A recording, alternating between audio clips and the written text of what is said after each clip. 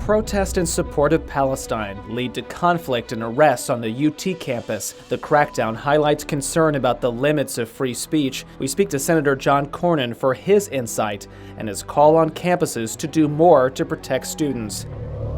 The White House announces new rules for minimum staffing in nursing homes, but already there's a push to block the rules, while others say they do not do enough to protect seniors. Produced from the Capitol in Austin and airing statewide, this is the award-winning State of Texas. Thank you for joining us. I'm Will Dupree, in today for Josh Hinkle. Conflict on the University of Texas campus as protests over the war in Gaza lead to arrests. On Tuesday, a pro-Palestinian student group planned a walkout and a rally. They were met by a large force of police and DPS troopers in riot gear. University leaders and Governor Greg Abbott said those students intended to occupy campus and blamed outside agitators. Law enforcement arrested 57 people for criminal trespass. However, the Travis County attorney dropped those charges, saying they lacked probable cause. On Thursday, the UT campus saw an even larger pro-Palestinian rally, but the response was significantly different. As Ryan Chandler shows us, it brought out questions over free speech and what is and is not allowed. The people united will never be divided. A calm contrast to chaos. You do not have the right to organize or right to protest, is what they're basically telling us, by extension, what they showed yesterday. Tuesday night, the university warned the Palestinian Solidarity Committee to cancel their demonstration for Gaza, explaining they intend to paralyze the campus. Legal experts say that may amount to preemptive censorship. The Constitution simply does not allow that. What the university should have done is warn the students, if you do engage in conduct that violates our neutral, reasonable time, place, manner restrictions, or you do engage in violence, then we will act.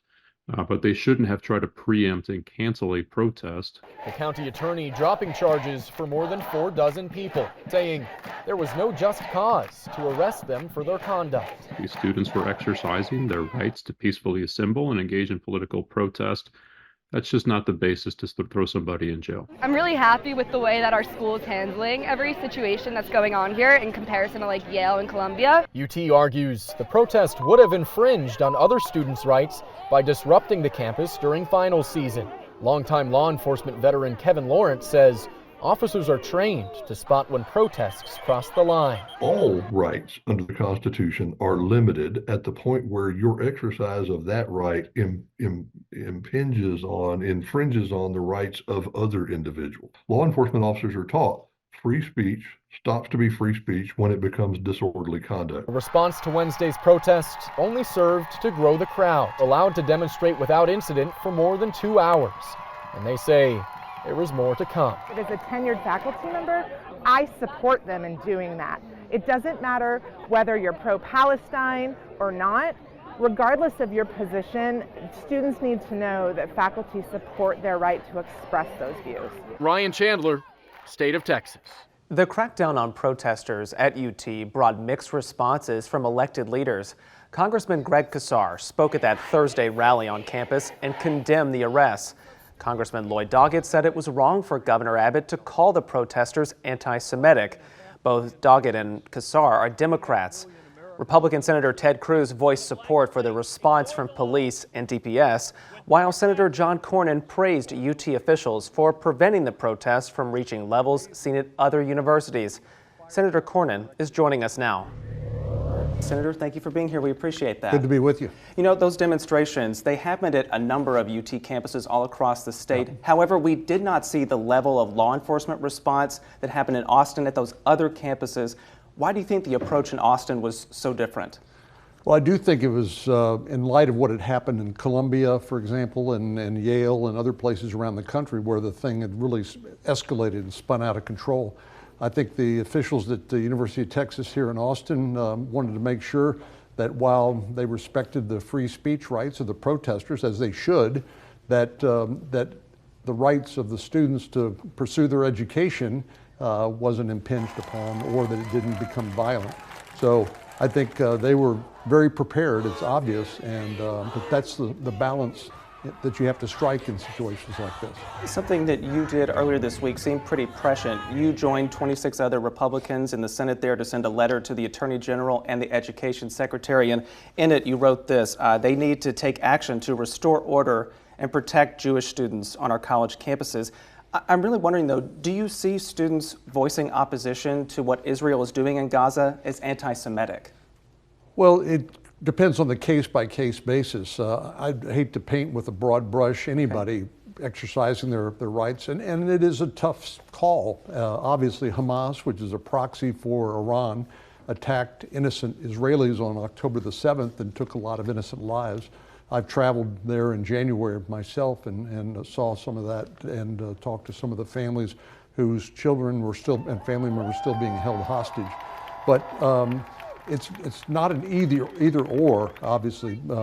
We need to make sure that we do support our ally, Israel, in their fight against proxies that want to basically wipe them off the face of the planet.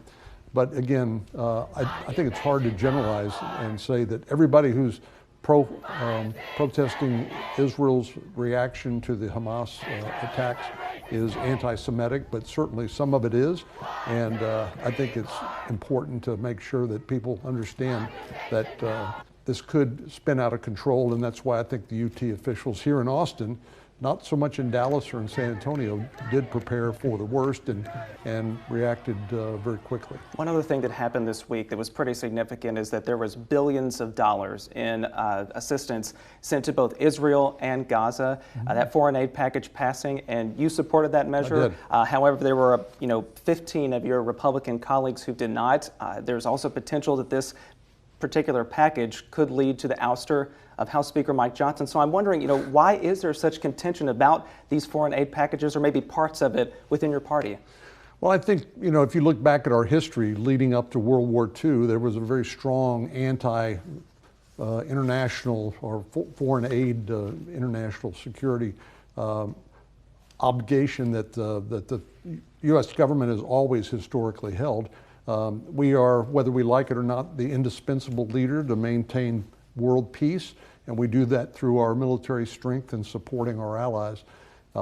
And this bill that you mentioned included a lot of different components. It included aid to Israel, aid to Ukraine, to the Indo-Pacific, particularly to discourage China from invading Taiwan, and then to replenish some of the stocks of our weapons that we have been depleting by giving them to Ukraine.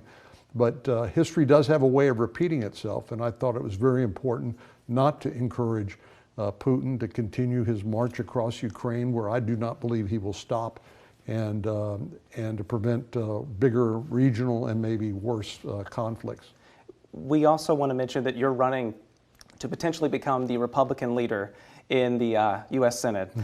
Is part of your role and your pitch to be able to focus on some of these foreign aid packages and maybe get some of those other senators and perhaps some of the Republicans in the House on board with that? Well, we saw that, as you pointed out, it wasn't unanimous, and that's one of the geniuses, really, of the way that senators are elected to each state, but all 50 states. And there's differences not only philosophically, but ideologically, and then just different regional priorities depending on where you come from. I've been in the Senate a long time now, and I've been there when it's worked well and when it has not worked well under current leadership of Senator Schumer. So I'd like to get the Senate back working again to try to solve problems on a bipartisan basis and help move the country forward and hopefully make the rest of the country a little bit more like Texas. Okay, Senator, we would have so many more questions for you, but we're running out of time, so we appreciate you joining us and making time this afternoon. Thank you very much. The White House announces new rules for staffing in nursing homes. We hear from one congressman who says they do not do enough to protect seniors.